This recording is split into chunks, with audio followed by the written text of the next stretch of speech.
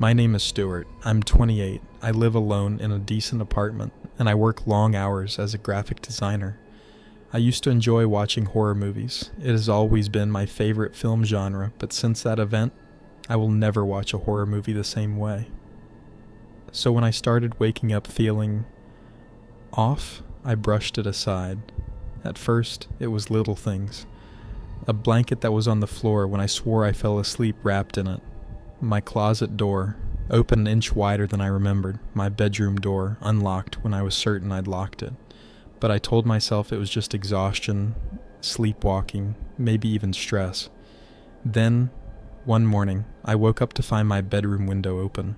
I never opened that window. I live on the 3rd floor, and the fire escape doesn't reach this side of the building. There's no reason for it to be open. No reason for the cold morning air to be drifting across my face. No reason for the faint smell of cigarettes. Except I don't smoke. My stomach twisted. I checked the locks on my door. Still bolted. I checked the rest of my apartment. Nothing missing. Nothing out of place. So I told myself a story. Maybe I'd opened the window the night before. Maybe I was just groggy.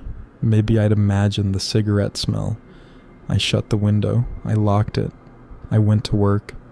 That night, I made sure to lock everything again. And then, around 3 a.m., I woke up. At first, I wasn't sure why. My apartment was silent. No cars outside, no creaking pipes. But I had that feeling, like when someone's standing behind you, watching. The air was thick with it. I stayed completely still, listening. Then, in the darkness, I heard it. A breath. Not mine. The sound of slow, steady breathing, coming from inside my room. I couldn't move. My body locked up in pure, primal terror. My back was to the room, facing the wall, and I was suddenly very aware that the blankets were only covering me up to my waist. My arms, my shoulders, exposed. Vulnerable. The breathing continued, slow, rhythmic, like someone just watching. I wanted to turn my head, I wanted to look, but my instincts screamed at me, "Don't move." Seconds stretched into minutes. My heart pounded in my ears. I told myself I was imagining it, that it was just my own breath echoing in the stillness. And then the mattress shifted. Just slightly, just enough, like weight shifting at the edge of my bed. I wanted to scream. I wanted to leap up and run, but I couldn't. I was paralyzed, trapped in my own fear. And then, just as suddenly as it started, the feeling was gone. I stayed like that for the rest of the night, wide-eyed, heart hammering, staring at the wall until the first light of morning bled into my room. When I finally forced myself to sit up, I was alone. But the closet door was open. And I knew I hadn't left it that way. I barely made it through work that day. Every time someone passed behind me, I flinched. Every shadow felt wrong. That night, I didn't sleep. I sat in bed with my phone, trying to tell myself that maybe it had been sleep paralysis. Maybe my mind had played tricks on me. Then, at 3:10 a.m., my phone buzzed. A notification from my own camera app. A motion alert. I don't remember unlocking my phone.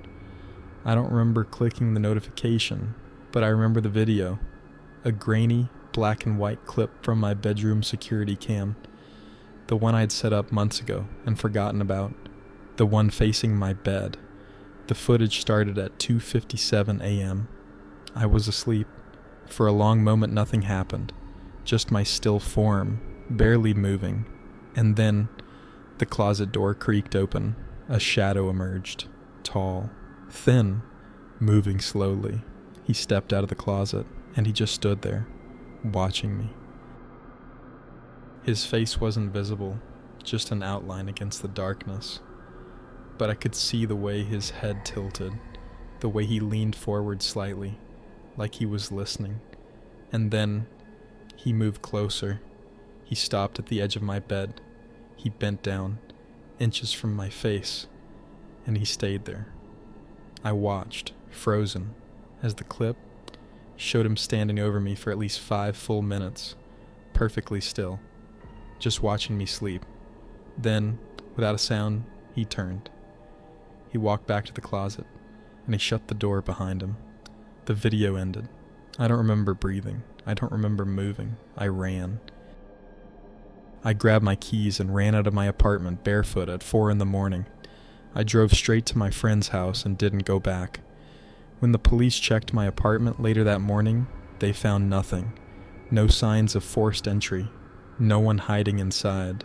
The closet was empty. But the window was unlocked. I moved out that same week.